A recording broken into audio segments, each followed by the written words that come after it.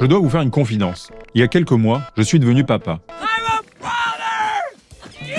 Et je vois bien qu'être père aujourd'hui n'a rien à voir avec la façon de l'être il y a 1, 2 ou 3 générations. La preuve, c'est qu'il semble maintenant impensable pour un père de ne pas être présent à l'accouchement, alors qu'il y a quelques décennies à peine, presque aucun n'y assistait. Mr. Hobart, congratulations, you have a little baby boy. Un livre est arrivé à point nommé pour me permettre de comprendre la façon dont j'aborde la paternité. Ce livre s'appelle Le Temps des pères, et c'est une enquête scientifique de Sarah Blaffer Hrdy, une célèbre anthropologue de l'évolution et primatologue américaine.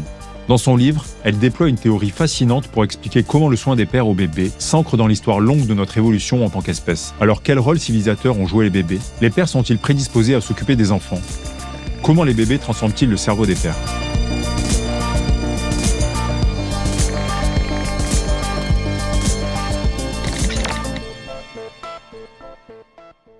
Sarah Blaffer Hrdy est une primatologue mondialement connue pour avoir notamment étudié l'instinct maternel. Ici, elle décide d'enquêter sur les pères après un étonnement, celui de voir de plus en plus d'hommes s'occuper des bébés.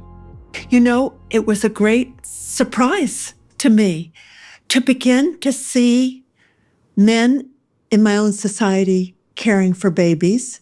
Growing up in Texas, I was born in 1946. I had never even seen a man change a diaper. And then my first grandchild was born.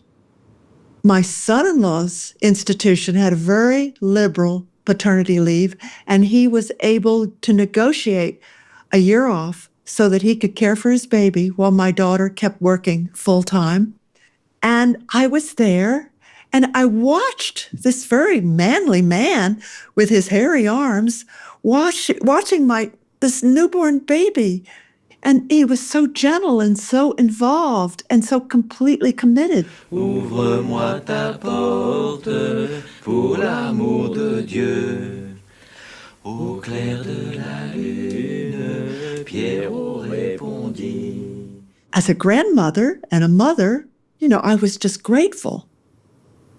But as an evolutionary anthropologist, I was deeply, deeply puzzled. How could this be happening? We descend from African apes. We've known this ever since Charles Darwin's prescient guess back in 1859 when he published The Origin of Species. Our line of apes descends from a line of African apes. And as a primatologist, I knew well there is no male care of infants in other apes. How could this be happening? And that's when I really set out to try to answer this puzzle. And, you know, Le Temps des pères is kind of like, it's a mystery story.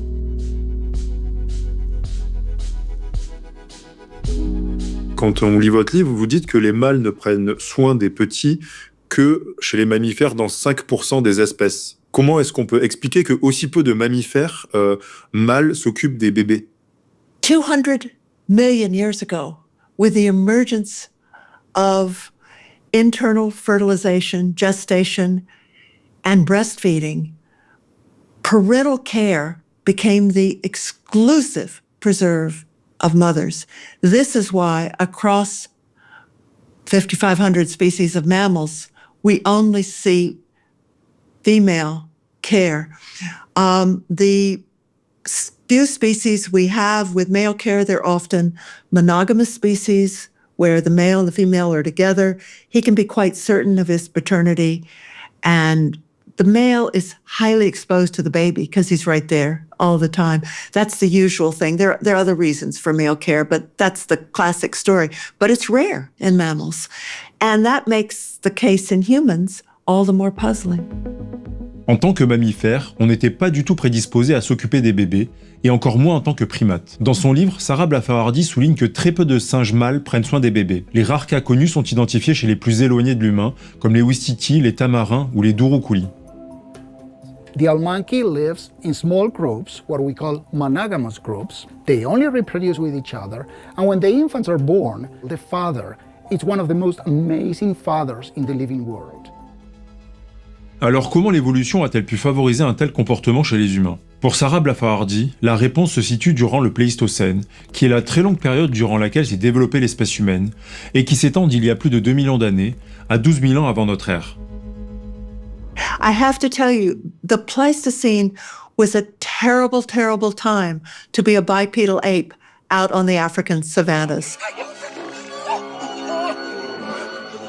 It was an era where the climate was getting cooler and drier, but punctuated by periods of monsoon-like rainfalls. Well, imagine the problem of staying alive, especially for a mother, staying alive and keeping her very costly babies, slow-maturing babies, alive during that time. Humans produced the costliest babies on the terrestrial planets. How were they going to keep them alive? They couldn't do it without alloparental and parental care of babies, without cooperative breeding. Les bébés humains sont coûteux en énergie, car il faut leur apporter des soins et de la nourriture durant de longues années. C'est ce qui implique des soins parentaux et alloparentaux, c'est-à-dire donnés par d'autres individus que les parents biologiques. Ce sujet, j'ai eu l'occasion d'en parler avec le paléoanthropologue Jean-Jacques Hublin, qui est l'un des plus grands spécialistes de l'évolution humaine.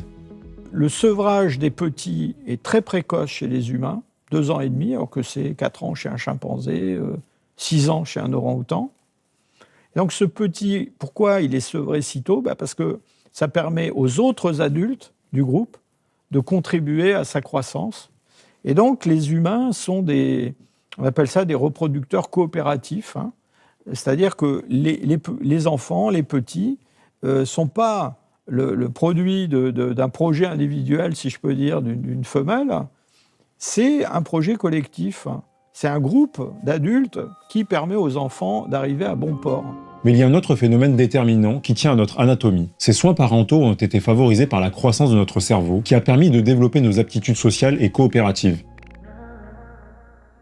What happened, especially in the Pleistocene, when human brains were really developing. You know, the emergence of this distinctively human prefrontal cortex, where we really learn to think about what others are thinking about, that gets started very early in our evolutionary history, but it picks up steam during the Pleistocene when the size of human brains was tripling, going from 900 cubic centimeter brains in Homo erectus to 1,350 cubic centimeters in Homo sapiens. And the great French paleontologist Jacques-Jean Hublin was the one who really submitted this date for this, that at least by 300,000 years ago, back in Homo erectus, the end of Homo erectus, the beginning of Homo sapiens, our brains were already triple the size of a common chimpanzee today, of our great ape ancestors, and also of an Australopithecine, our earlier Pliocene and before ancestors. Vous montrez que justement, au moment du Pléistocène, il y a à la fois les mâles qui se rapprochent des femelles et qui donc se mettent à s'occuper de plus en plus des petits. Mais vous montrez aussi que les enfants, au fur et à mesure de l'évolution humaine, vont être de plus en plus sélectionnés sur finalement leur capacité d'empathie aussi. I think that begins in Homo erectus, sometime in the Pleistocene. I think I would say earlier in the Pleistocene than some of my colleagues. But nevertheless, I think it's a Pleistocene phenomena as babies beginning already at a very early age to monitor others and learn how to ingratiate themselves, to attract their attention and appeal to them. This was a very novel kind of insight because, for many years, we assumed that the parts of the human brain in the medial prefrontal cortex is very involved in this were not active in babies. We thought it was just something that came on tap really by the age of 25 in a human today. And this is a big surprise. But why is this there in human babies? These capacities have a selfish motive, which is staying alive, staying fed. Babies who were good at it would be rewarded by being more cared for, picked up when they cried, fed treats, kiss-fed, and pre-masticated meat. So this is the result of social selection. I think ancestral human babies were competing for allomaternal attentions by being more attractive. Il va falloir garder le bébé avec toi. Oh, qu'elle est mignonne. Tu vas finir par tomber amoureux d'elle. L'évolution de notre espèce a favorisé les soins paternels aux bébés. Mais ce que la science va montrer depuis une vingtaine d'années, c'est qu'il se joue aussi des choses totalement inattendues dans le cerveau des pères. C'est un article publié en 2000 qui a amorcé cette révolution. L'étude a été menée par deux femmes scientifiques, Catherine Wynne-Edwards et Anne Storey, et elle s'intéresse aux bouleversements hormonaux des hommes vivant une paternité. Ça se joue en particulier autour de la prolactine, l'hormone notamment responsable de la lactation, mais que les hommes possèdent aussi, contrairement à ce que son nom peut laisser entendre. Well, what they learned was, just like in the birds with male care and the mammals with male care, the rare ones like California mice, prolactin levels go up when these human fathers were caring.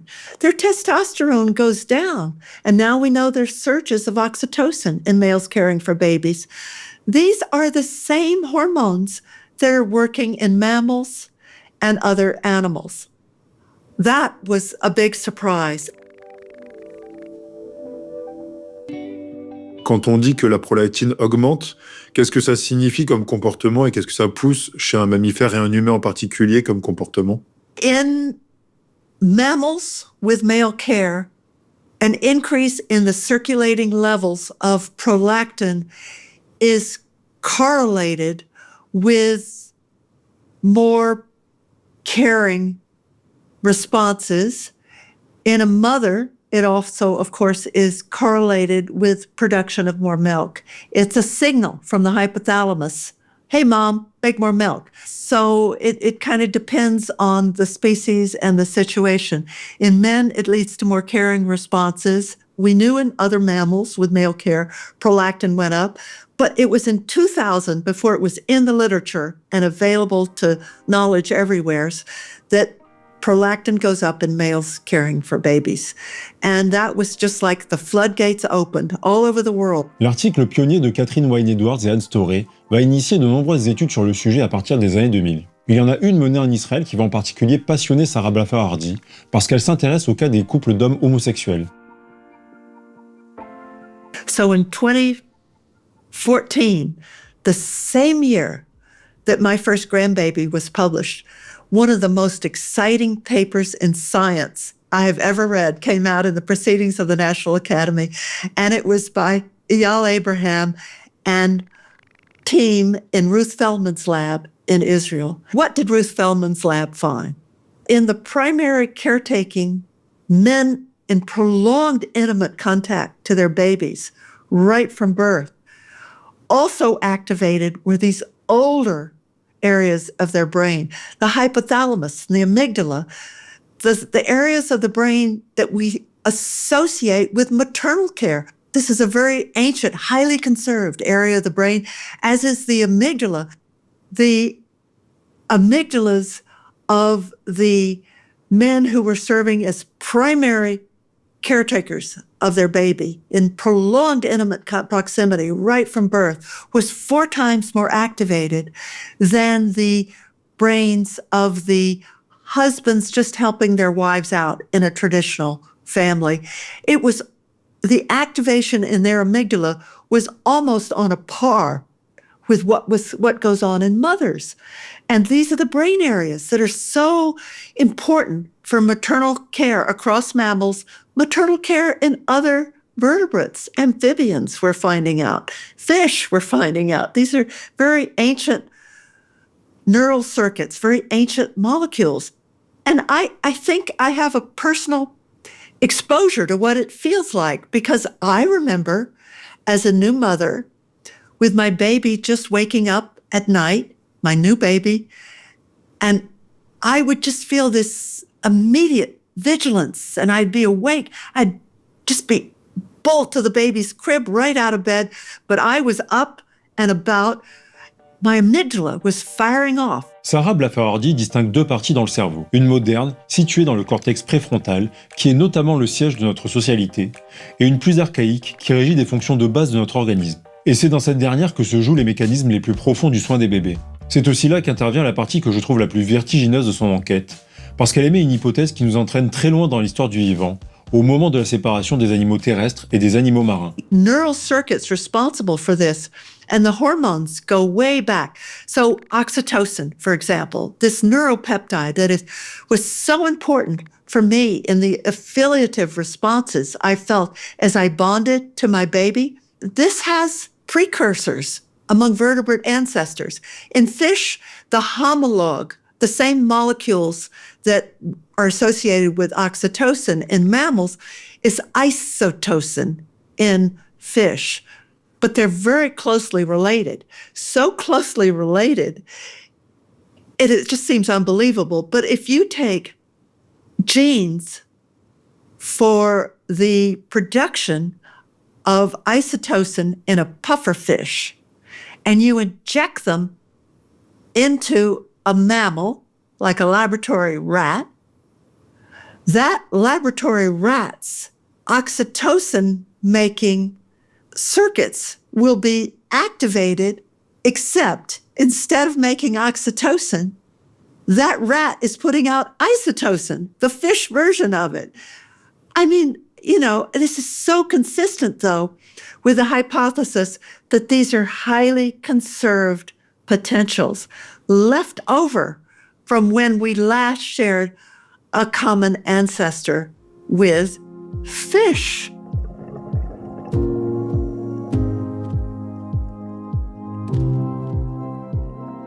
Le fait que nous partagions une même hormone avec les poissons signifie que celle-ci est apparue avant 400 millions d'années, quand notre dernier ancêtre commun vivait sous l'eau.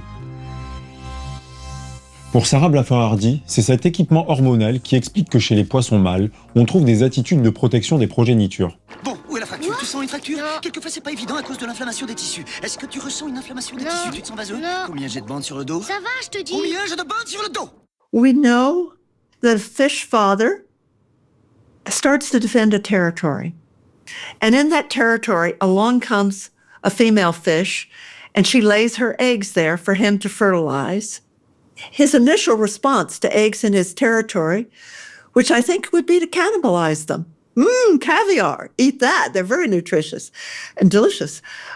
So after a while, though, instead of eating the eggs in his territory, the males who happen to kind of protect them in any way instead, protect them from predators, he's going to leave more offspring. In some, like Tanganyika cichlids, brood-carrying fish actually swallow the eggs and keep them safe in their mouth. And then when the eggs are developed, the little fry pop out of their mouth. But that male has to be very careful not to swallow. This is important. Natural selection had to select for males not cannibalizing their babies, but caring for them instead.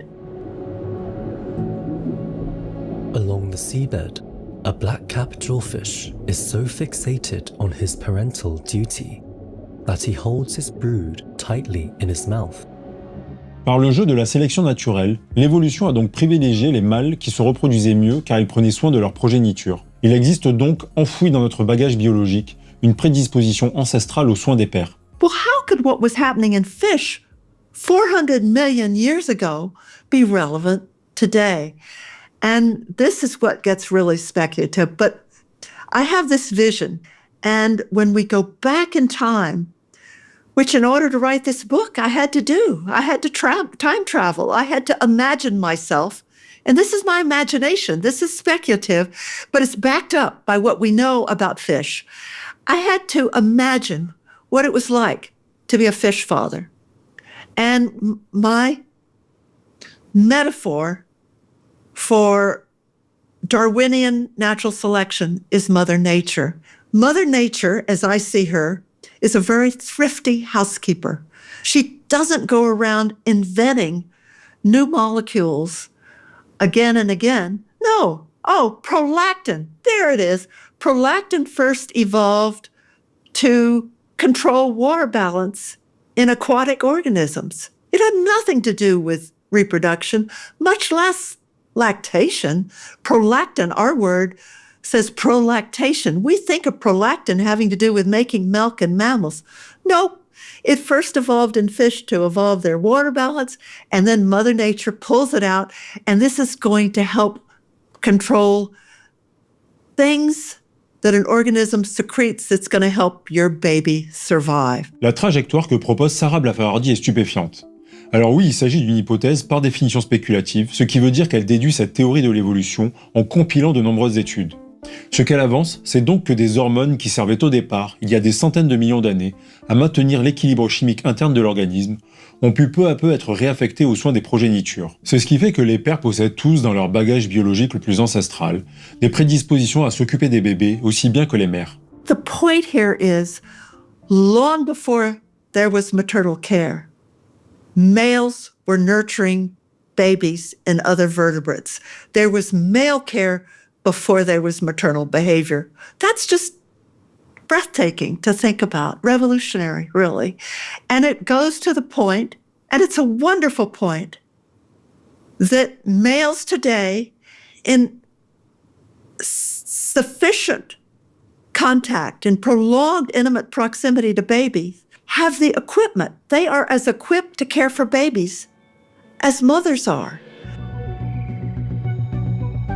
Nous avions donc le bagage biologique pour nous occuper des bébés. Mais pendant très longtemps, celui-ci n'a pu s'exprimer en raison d'un verrou social et culturel qui est le patriarcat. I think in our recent history, since the Pleistocene, we're talking about since the Neolithic, since people started to settle down, adopt agriculture and herding, this changes the stage again. The ecological situation changed. And the social situation changed in line with this. This changed the exposure of men to babies because with herding, men had property they needed to protect. This is really critical. The beginnings of inequality are with the end of the Pleistocene. Our definition of masculinity comes out of patriarchal societies where men were bonded with other men. They needed to protect their property. They needed to protect their status. They needed to protect their institutions. Let me see that.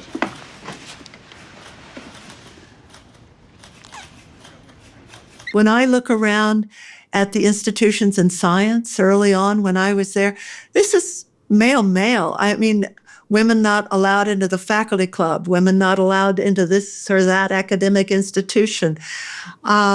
These are patrilineal institutions defending their patrilineal privileges along with patrilineal things. These are going on still. And, you know, in some societies, things are changing. Things have changed so much just in my lifetime. Les choses ont changé car les évolutions culturelles ont permis au potentiel des pères de s'exprimer. Ça offre une dose d'optimisme, et là-dessus j'aime bien la conclusion que donne Sarah Blaffer Hrdy à sa théorie. Ce qu'elle avance, c'est qu'une société dans laquelle les pères s'occupent des bébés est une société moins agressive et plus épanouie. You feel lonely, care for somebody. You will feel needed right away. You will feel a sense of purpose in your life. The deaths of despair, the psychological depression that comes with these and so forth, the addiction issues, the problems, the same neural receptors that respond to cocaine and other highly addictive drugs that are leading to this, those are the receptors, the same dopamine receptors that are involved in the rewards that men feel and mothers feel from caring for a baby. Why would we want to not take advantage of that? A woman addicted to loving her baby is less susceptible to other forms of addiction. I'm pretty sure that's going to apply to men too. Having more sense of purpose in your life, the psychological benefits of being cared in a caring relationship, and relationships in general are longevity enhancing and health enhancing. En accordant plus de droits aux femmes et en impliquant plus les hommes dans la vie domestique, l'évolution de la société a encouragé les pères à s'occuper de plus en plus de leurs bébés. L'enquête de Sarah Blaffer Hrdy est déterminante, car elle montre que cette révolution culturelle ne tombe pas du ciel, mais s'ancre dans l'histoire longue de notre évolution biologique. Elle affirme que par-delà les différences apparentes, les cerveaux des pères et ceux des mères disposent du même bagage permettant de nouer des relations et prendre soin des bébés, comme du reste de la société.